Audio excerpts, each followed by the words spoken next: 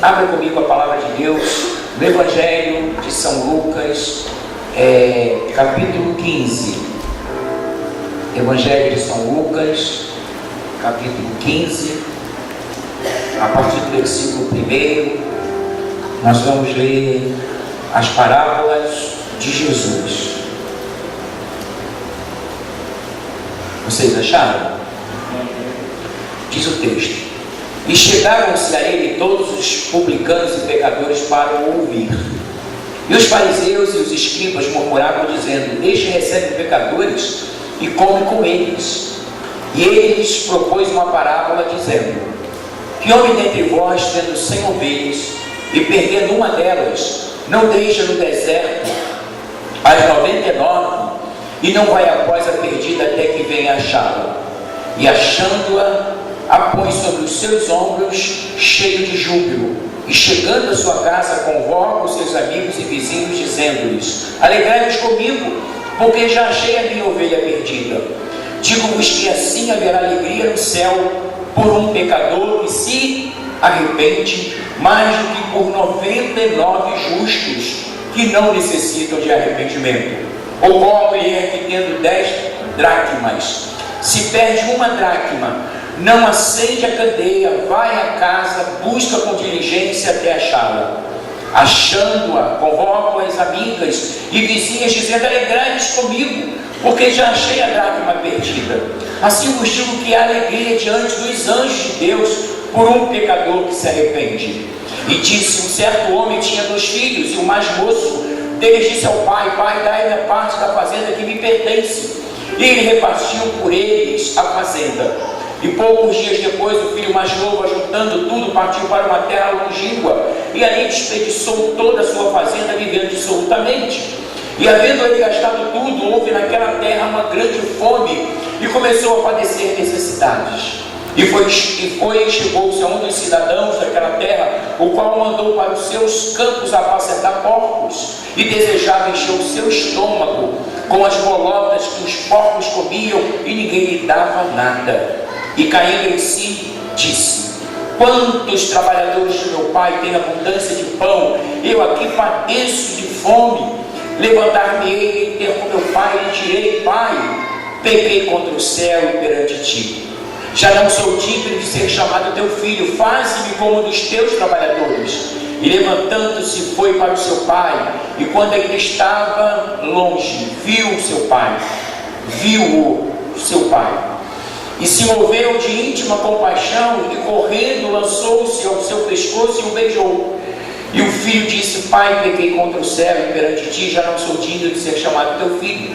Mas o pai disse aos seus servos: trazei depressa a melhor roupa, e vesti, ponde-lhe um anel na mão e sandálias nos seus pés, e trazei o bezerro cevado, e matai-o, comamos e alegremos-nos, porque este meu filho estava morto e reviveu, tinha se perdido e foi achado, e começaram a alegrar-se.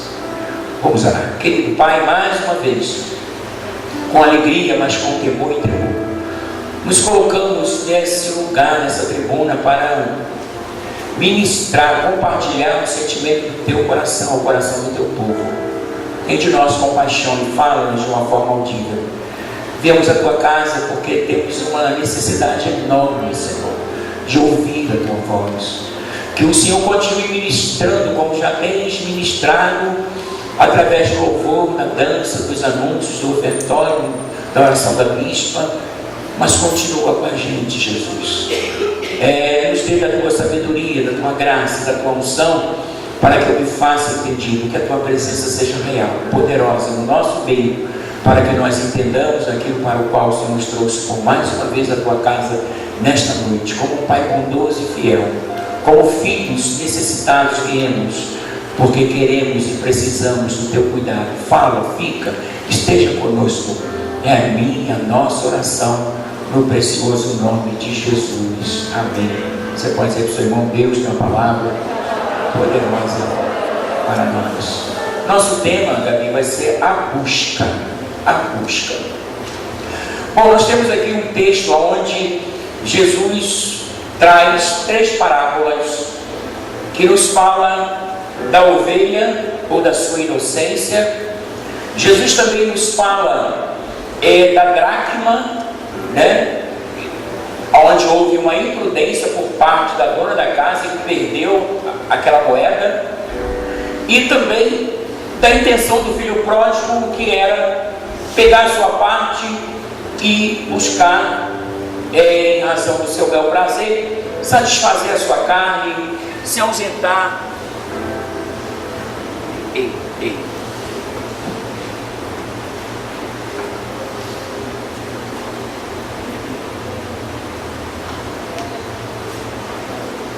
Isso acontece nas melhores igrejas. Eu acho que você só vai ter que melhorar esse som aí, Andrinho. Vocês estão me ouvindo bem? Então vamos lá.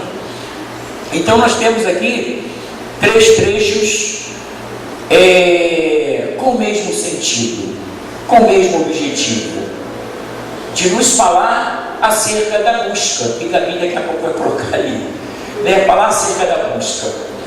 Jesus começa dizendo que qual é o homem, né? Porque ele está falando para camponeses, ele está falando para pessoas do campo.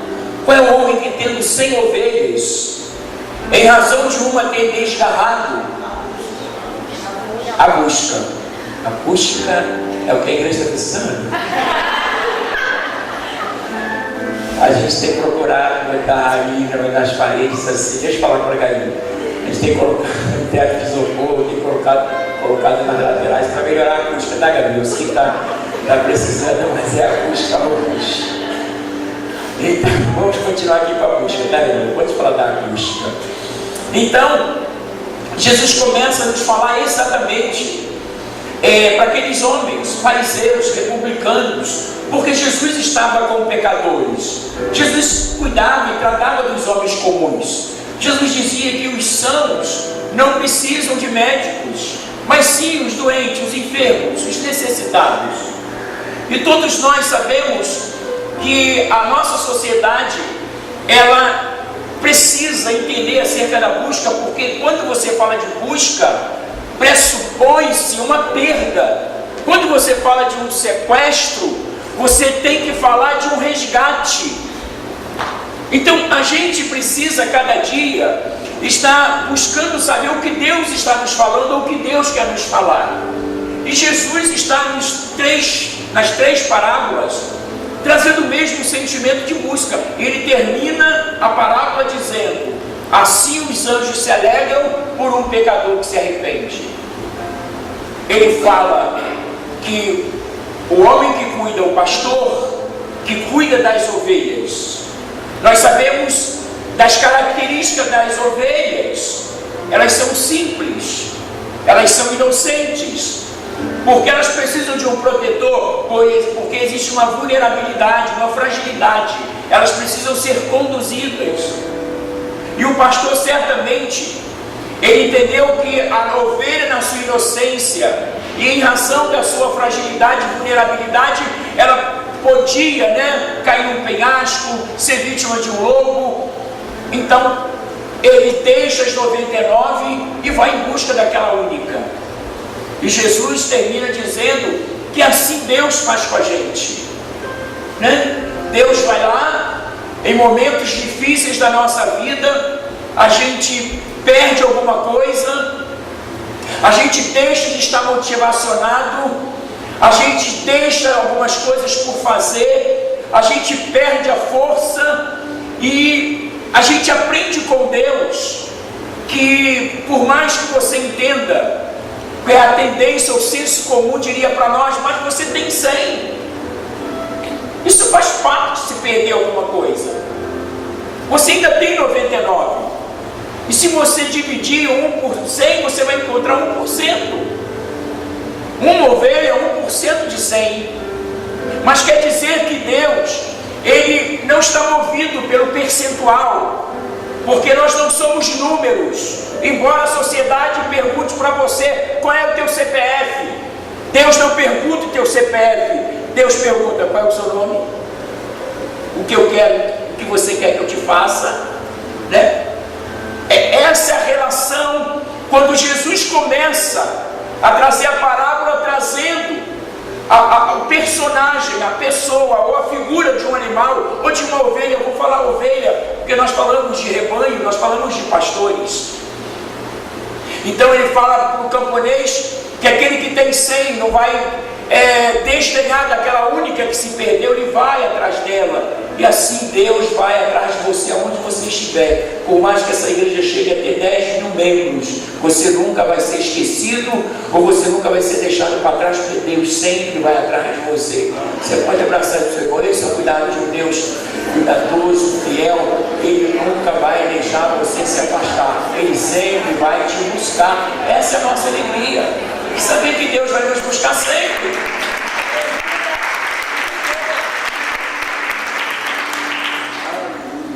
Na segunda parábola, Jesus fala de uma mulher que perde a sua dracma. A dracma era uma moeda grega, e que depois ela foi substituída pelo euro. Hoje se chama euro na Grécia, mas ela, nesse período, era dracma, e era equivalência a uma moeda judaica, que era denominado denário, que era exatamente o valor de um dia de trabalho. Aí eu estava calculando o dia de trabalho. Quantas diaristas hoje estão cobrando 100, 150? Se for na Sul, tem diarista cobrando 200, sim ou não? Você pede alguém para limpar o quintal da sua casa, o camarada vai chegar lá 9 horas, vai sair às 3, vai dizer quanto é? 100. Né? Você pede alguém para pintar a sua casa, qual é o valor disso aí? X. Né? Você pede alguém para fazer alguma coisa, fui fazer bainha na calça do meu terno, 32. Meu irmão, 24. E 1 hora, enfim, o que eu quero trazer para nós? Que essa mulher tinha 10 dracmas. Digamos que esteja aí na casa de 100 a 150, mas para arredondar eu vou trabalhar com 100. Você está com R$1.000 em casa. E olha que Jesus está tratando daquele feito de uma pessoa muito humilde, que fazia parte de uma comunidade muito limitada, aonde um denário tinha um valor exorbitante, um valor grande. Mas imagine eu e você. Eu vou fazer uma pergunta: quem é aqui que perder R$100 em casa vai deixar para lá qualquer dia? Eu acho que você vai parar. Eu sei que eu ouvi quase toda a mão levantada. Quem é que se perder R$100 dentro de casa vai parar tudo, acender a luz, botar tudo no lugar para achar? A gente é normal, graças a Deus. Porque se você levantar essa mão, vai levantar sobrando. Então, você tem R$1.000, perdeu 100, para tudo, né? Dadas as proporções, dentro da sua necessidade, se você tem os R$1.000 para passar o mês e chegou o dia 3, você perdeu 100, meu irmão, você está com pelo menos uma semana aí comprometida.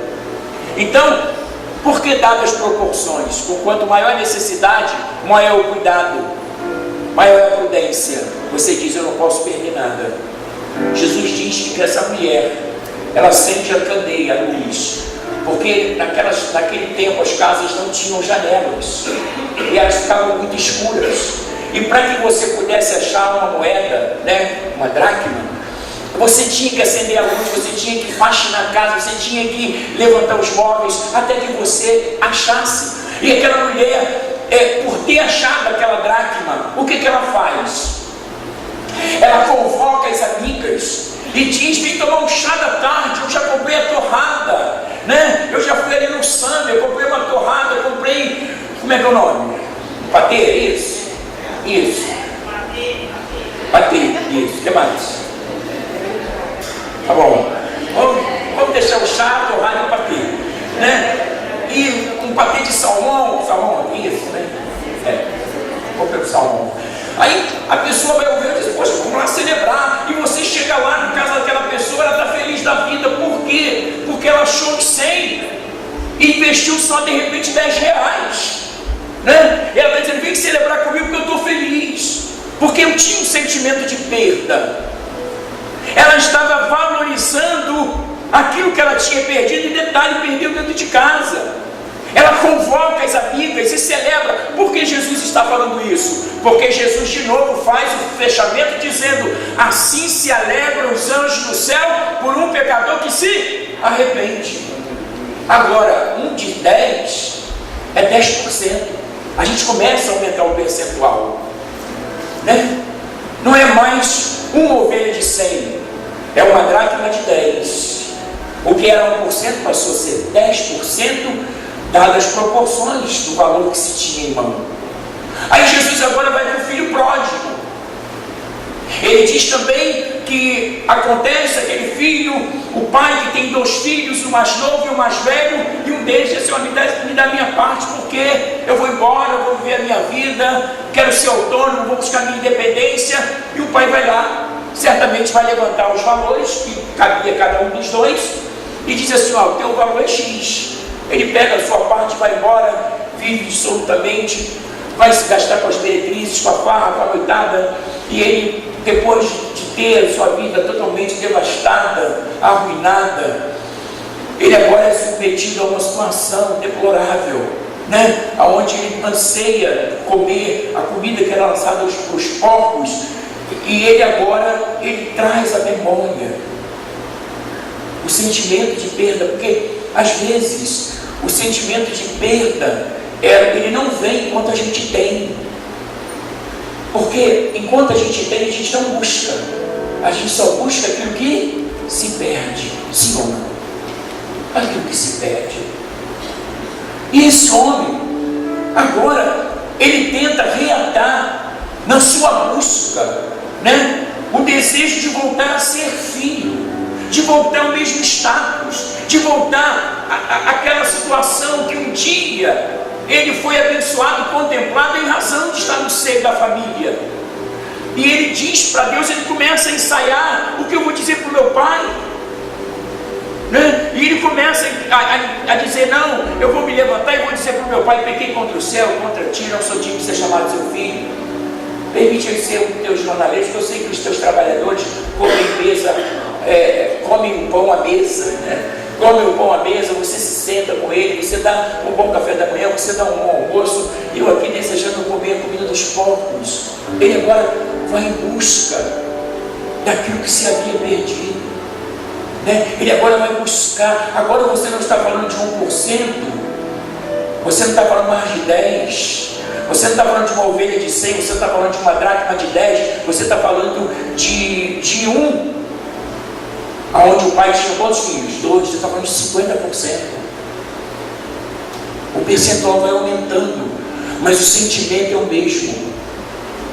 Quando a Bíblia nos fala que Deus não te vê por aquilo que você vale, né? A gente vive em uma sociedade denominada vale quanto pesa.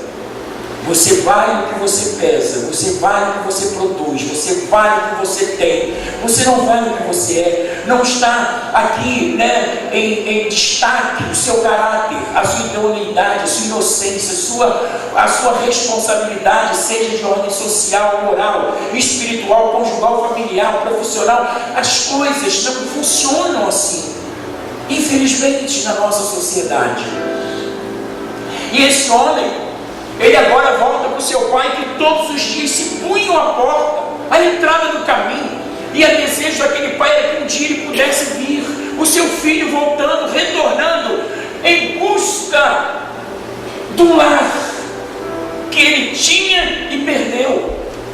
E agora aquele pai, num determinado dia, ele contempla lá aquele filho, aquele vulto, aquela pessoa vindo, e ele certamente todos os dias, como eles se punha ali e pergunta: aquela sombra dele, aquela característica de André dele, aquela maneira de gesticular, chegar lá e falar para ele.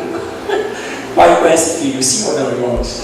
E ele começa a vislumbrar, e quando ele vê o filho, ele lança-se no pescoço do filho. O filho diz: pai, peguei contra o céu e contra ti, não sou digno de ser chamado seu filho, mas me dá uma vaga de emprego, você nem assinar carteira, se me der comida, está resolvido o meu problema, né? O que o pai faz? Abraça, manda ele trazer uma nova roupa, manda ele trazer um anel e manda fazer uma festa. Convida todos que ele podia e diz: venha comigo, alegrem-se comigo, porque esse meu filho estava morto e ele veio, estava perdido e foi achado. né? Então Jesus finaliza as 3 parábolas com o mesmo sentimento, dizendo: assim vai acontecer no céu com os anjos que se alegram quando um pecador se arrepende. Mas o céu também se alegra contigo quando você encontra aquilo que você perdeu, né? A gente no direito estuda a teoria de uma chance perdida. Exatamente isso. Deixa eu só ver se isso é perda de uma chance, aonde a responsabilidade civil diz que você pode cogitar na justiça a perda de uma chance. Eu busquei isso um dia na justiça, quando eu estava indo para um certo estado, e eu fui cerceado, impedido de chegar ali. Eu entrei na justiça dizendo que aquela empresa, quando cancelou meu voo, me levou à perda de uma chance. E eu dizia que se eu tivesse chegado no horário, porque eu só cheguei no dia seguinte, eu teria fechado o negócio, e aquele negócio, uma porta ia me abrir outras portas. Então eu fui impedido de viver a teoria da perda de uma chance. Então eu fui em busca desse resgate. Vocês ainda estão aí?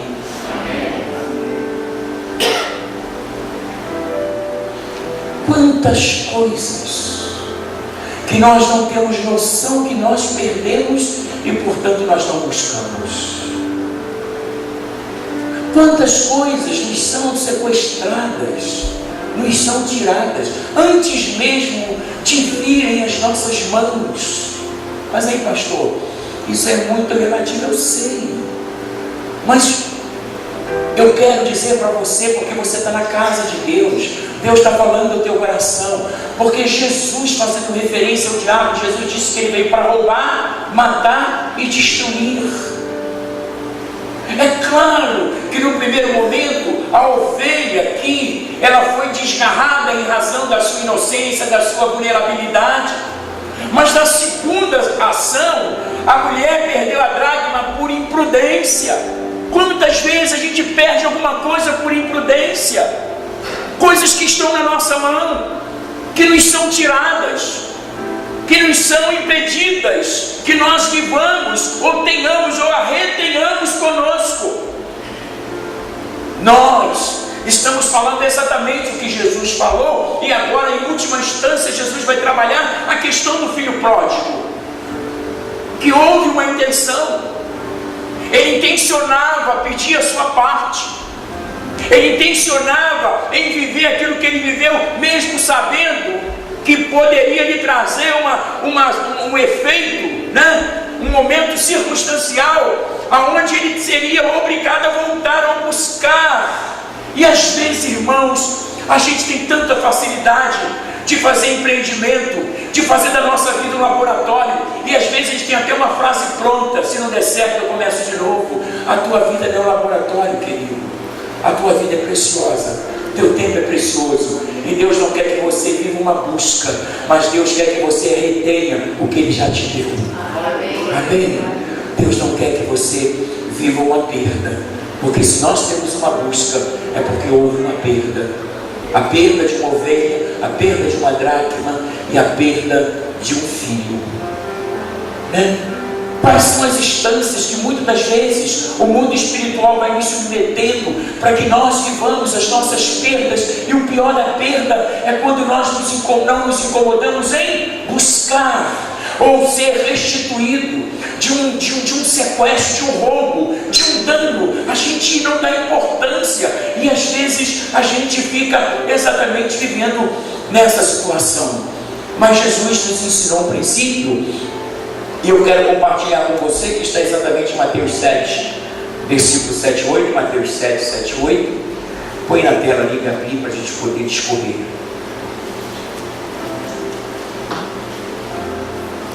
Pedi e dar-se-vos-á, buscai e achareis, batei e abrir-se-vos-á, pois todo aquele que pede, recebe, e quem busca, acha, quem busca, acha, quem busca, acha, e quem bate, se abre.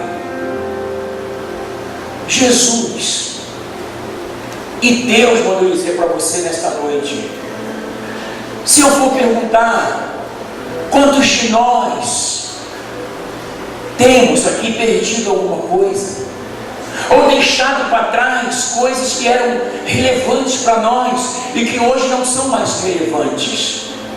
Vivemos numa sociedade onde a sociedade ela tem vivido essas perdas, né? Por uma questão moral, ética, social.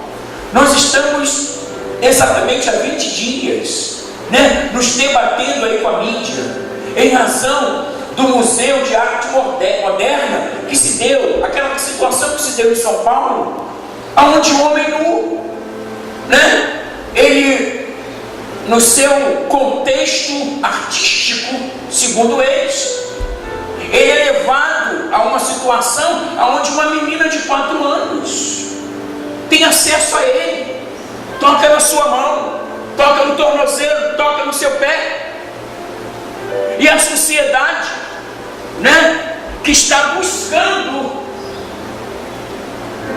o seu perfil moral, a sociedade que está buscando se reencontrar, se reinventar. Nós estamos vivendo alguns distúrbios de ordem política, de ordem jurídica, de ordem legislativa. A gente está com dificuldade em acreditar. O Brasil tem perdido muita coisa em razão daqueles que nos governam, e a gente tem perguntado para Deus até quando. E a igreja tem sido coesa na sua missão de orar, interferir em oração. Diga, interferir em oração, de ser restituída dos seus valores, daquilo que é seu, daquilo que lhe pertence. Deus colocou no meu coração, e eu louvo a Deus pela vida da bispa, que ela falava do Espírito Santo. Vai ser a noite do Espírito Santo, aonde o Espírito Santo ele vai nos levar a buscar aquilo que de alguma forma foi nos tirado, levado. Talvez em razão da sua inocência, talvez em razão da sua imprudência, ou talvez da sua intenção, você decidiu, não vai ser mais assim, vai ser desse jeito. A gente está sujeito a essas questões. Pois bem, a mídia começou, né, a interpelar, a falar, a retrucar, e a Globo, né, começou a dizer que não houve, na verdade, nenhum tipo de pedofilia. E a gente começa a ver no campo espiritual uma tratativa. O que é uma tratativa? Um tratado de ordem espiritual, banalizar a pedofilia. O que mais falta no mundo? A banalização da pedofilia. O homossexualismo já está banalizado. Fumar, né, maconha ou droga nos outros países já está liberado. Já existe uma PEC aí para tentar liberar a maconha. O que está agora em ênfase, o que o mundo espiritual está tentando tratar e acordar com a sociedade, não seria a pedofilia? Porque a descaracterização da família. A sociedade vive uma perda em razão da sua fragilidade, vulnerabilidade, mas também da sua imprudência e também, sobretudo, da sua intenção. Há uma intenção, porque o mundo espiritual usa quem? Usa homens. E os homens o que fazem? Querem que os meninos se tornem meninas e as meninas se tornem meninos. A ideia não é pegar todo mundo e fazer de todo mundo menino ou todo mundo menina. A intenção é trocar os papéis, porque a ordem é: afronte Deus e use os homens. Essa é a intenção. Afrontar Deus, porque muda-se os papéis. E a gente viu esse ator que fez aí um filme, não vou falar, uma questão me resguardar, diz que vai ter 2 filhos gêmeos, né? americanos, conseguiu lá uma barriga de aluguel, enfim. Ou seja, o cara tem uma inclinação. O que querem fazer dobrar-se do mundo? Uma indústria de pessoas totalmente descaracterizadas do seu propósito. Ora por sua vulnerabilidade, inocência, por causa das crianças, né? Porque se leva uma criança, uma menina de 4 anos, para tocar no homem nu, e as pessoas dizem, não houve pedofilia. O ECA, no seu artigo 241, fala exatamente sobre essa questão. Aí você tem o artigo 241 A, B, C, D e E, que trata exatamente a questão.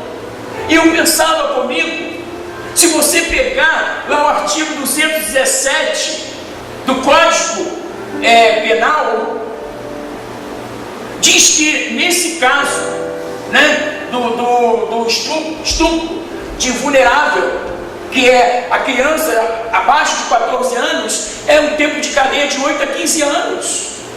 Agora não fala só do estupro de vulnerável, mas de ato libidinoso, isso. Ou seja, está inserido. Aí eu fico pensando, isso foi divulgado por uma questão, né, mais pontual da pedofilia. Diz aqui,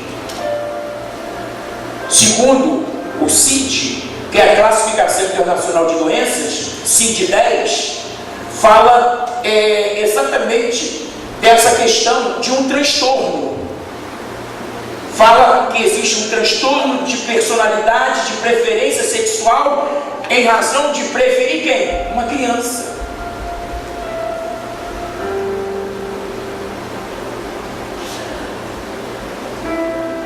Nós estamos vivendo nessa sociedade que se perdeu o pudor, que se perdeu o respeito, que se perdeu aquilo que é mais importante para a criança, é que ela deve se sentir como? Protegida. E proteção, a Constituição fala, o ECA também fala, dever de cuidar. Por que não está mais se cuidando? Porque está havendo uma perda. Nós, o Brasil, e nós mesmos, igreja, nós que estamos aqui, se eu for perguntar quantos aqueles que têm um sentimento que nesse ano de 2017 perderam alguma coisa, eu seria o primeiro a levantar a mão. E por que eu estou nessa busca? Porque eu tenho consciência de perda. Eu não vou buscar o que eu não perdi, mas tudo aquilo que eu entendo que eu perdi, eu vou implementar o que? Uma busca. Ou um resgate, uma restituição, se for um sequestro. Quantas coisas nos são tiradas, por talvez a gente não recorrer todos os dias à proteção de Deus, ou porque a gente começa a dizer, mas todo mundo perde. Isso é tendência social. Essas coisas todo mundo pode viver e a gente vai aceitando. Jesus está dizendo para nós que aquele que busca, acha, aquele que pede, recebe, e aquele que bate, se abre. Eu e você estamos pedindo a Deus que Ele mude a situação. Eu e você estamos pedindo a Deus que Ele mude esse contexto. Eu e você estamos pedindo ao Senhor que Ele venha nos envolver, porque de alguma forma nós negligenciamos, nós fomos imprudentes, ou até mesmo uma perda consciente. Princípio da razoabilidade. Eu sabia que nessa empreitada aí eu tinha 50% de chance de perder ou ganhar. E eu fiz a opção de fazer, mesmo sem ter uma direção plena de Deus. A gente está deixando de buscar os princípios cristãos, que é Deus norteando a nossa vida em tudo. Jesus está dizendo que nos 3 momentos da parábola, as 3 situações, houveram o quê? Perdas. Mas Ele fecha cada uma da parábola exaltando o que? A busca. E mais do que exaltar a busca, que é o caso concreto de cada um deles, mais do que buscar é você encontrar. Encontrar. Ele deixa lá as 99 e vai atrás daquela única. Ela arruma a sua casa e das 10 dracmas ela consegue resgatar ou ter de volta aquela única perdida. E aquele pai que nunca desistiu daquele filho, você pode abraçar os seus irmãos e dizer: Deus nunca vai desistir de você. Diga mais uma vez: Deus nunca vai desistir da sua família. Deus nunca vai desistir de te chamar de filho. Deus nunca vai desistir de te devolver aquilo que te foi roubado.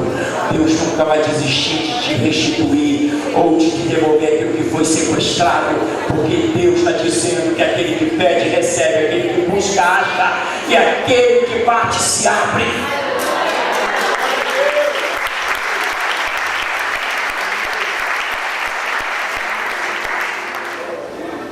Jesus diz para nós: houve uma perda e alguém se prontificou a buscar, e o céu jubilou quando aquela única pessoa conscientemente entendeu: eu perdi porque me faltou prudência, eu negligenciei a casa, a família, a minha condição, aquilo que Deus me confiou, o meu talento, a minha responsabilidade. De alguma forma eu fui roubado no meu emocional, na minha motivação. Por isso estou prostrado, porque existe exatamente um efeito de uma causa. Eu sou a causa. Jona, né? Eu estava fazendo um devocional ontem e Deus me levou a Jonas. Deus manda ele para um lugar, ele foge. Deus manda ele para Nínive, ele foge para Tarsis, entra no navio e o navio enfrenta uma tempestade. Ele desce ao porão e, como um homem alheio àquilo que estava acontecendo, né? Ele desce ao porão e consegue dormir. Ei, você não pode dormir em meio a um turbilhão, em meio a um temporal, em meio a uma tempestade. No mínimo você vai procurar saber o que fazer para que aquilo seja minimizado ou contornado. E os homens, aí diz o texto que cada homem buscou o seu Deus. Deus com D minúsculo. Mas eles descem ao porão e encontram lá Jonas. Eles sabiam que aquela responsabilidade daquele temporal recaía sobre alguém. Tinha ali uma responsabilidade, ou aquela situação era responsabilidade de alguém. E eles perguntam a Jonas: ei, dormente, acorda. De onde você vem? Qual é a tua ocupação? O que você faz? Para onde você está indo? A gente quer saber qual é a causa do porquê está acontecendo isso com a embarcação. A gente já pegou tudo que tinha, né, que trazia peso ao navio, e a gente já se despojou, a gente já lançou fora, não tem mais nada a fazer. Mas Jonas diz: eu sirvo a Deus e temo a Deus. Deus que fez o céu e o mar. Os camaradas vão ficarem assustados. E Deus me mandou ir para tal lugar, eu estou fugindo. Mas vocês fazem uma coisa: me joguem no mar, e a tempestade vai se acalmar. O que aconteceu? Ele foi lançado no mar. O que aconteceu com a tempestade? Cessou. Aqueles camaradas do navio se converteram, tá? Que não se converter, meu irmão, só Jesus.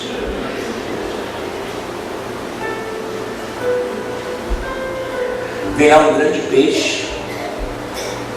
Não é a baleia, porque a baleia não tem garganta para isso. Eu estava estudando. Tem um peixe que fala, um grande peixe, garoupa, alguma coisa assim, alguma coisa assim, que é mais ou menos dentro do perfil daquilo que fala Jonas, tá?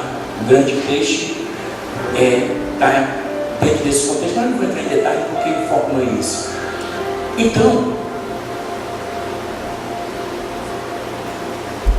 se eu estou numa busca, e se a minha casa perdeu alguma coisa, por que perdeu?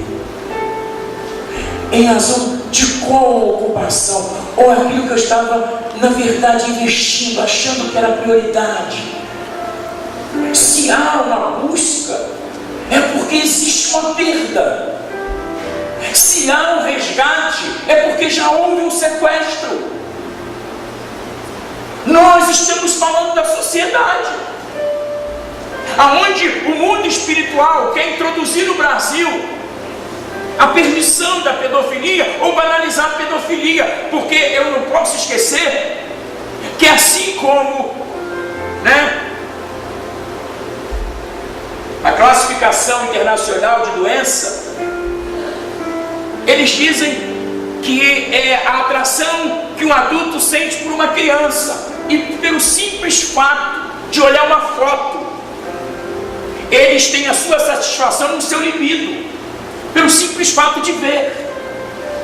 Eu te pergunto, até que ponto esses camaradas sem caráter, sem escrúpulo, sem compaixão, sem misericórdia, uma mente doentia, ao ver aquele cenário, pelo simples fato de ver um homem nu e a menina tocando de 4 anos, será que não houve uma satisfação carnal? Não precisa haver propriamente dito o estupro de vulnerável. A satisfação do libido caracteriza a pedofilia. Vocês entendem? Nós estamos vivendo num Brasil doente, gente. E quem é que tem que buscar a saúde do Brasil? Somos nós. Quem é que tem que buscar a saúde da nossa casa? Somos nós. Quem é que tem que buscar a saúde do casamento? Somos nós. Quem é que tem que buscar a saúde moral da nossa nação ou da nossa comunidade? Seria razoável se as pessoas pudessem visitar a nossa igreja e elas dizerem: vamos lá, ali tem uma comunidade que vai cuidar da gente, ali tem uma comunidade que vai nos ajudar a achar o que perdemos, ali tem uma comunidade que quando chega nos abraça e diz da nossa importância, ali existem pastores que levam Deus a sério e que querem ministrar a palavra segundo o coração de Deus, ali tem uma igreja que teme ao Senhor e quando eles cantam e dançam a glória de Deus fica manifesta, ali tem uma comunidade onde os valores de Deus e eternos estão incorporados naquela igreja. Eu quero fazer parte dessa comunidade. Aleluia.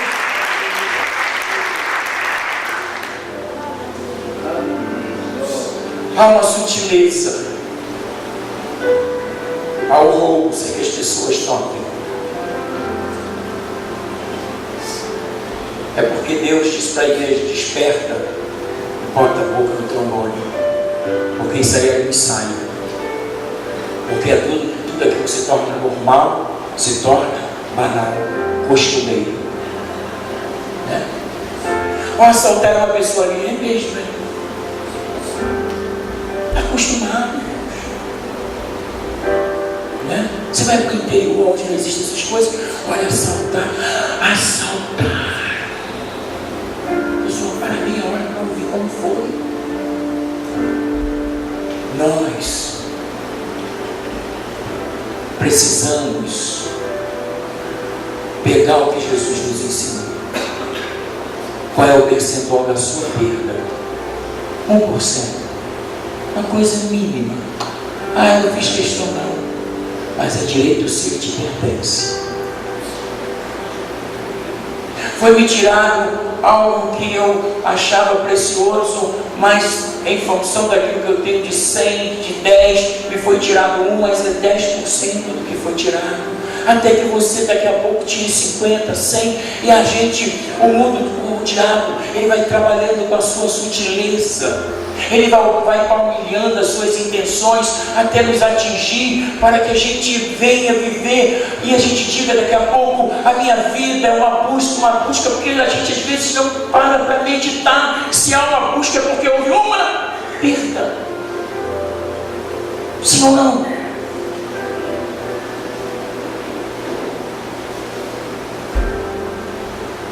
Mas aonde está o âmago da coisa?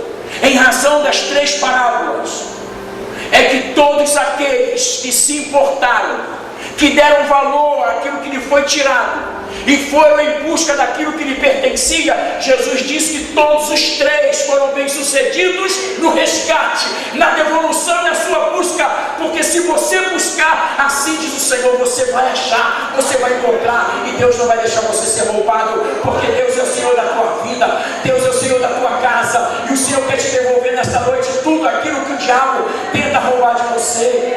Abraça teu irmão aí, meu irmão. Aleluia.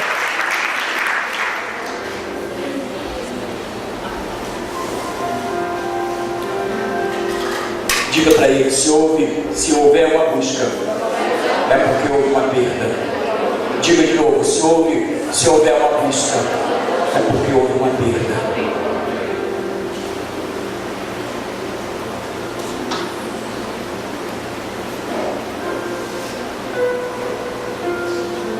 Aí nós começamos na igreja a dizer para a Globo: nós vimos a sua intenção, nós identificamos a sua malignidade, a sua perversidade, nós vimos a sua intenção e nós estamos dizendo não. E a igreja vai ser o canal de Deus para se buscar aquilo que foi levado.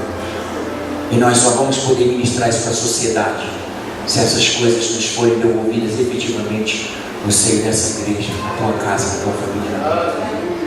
Você pode ficar de pé. Eu quero orar.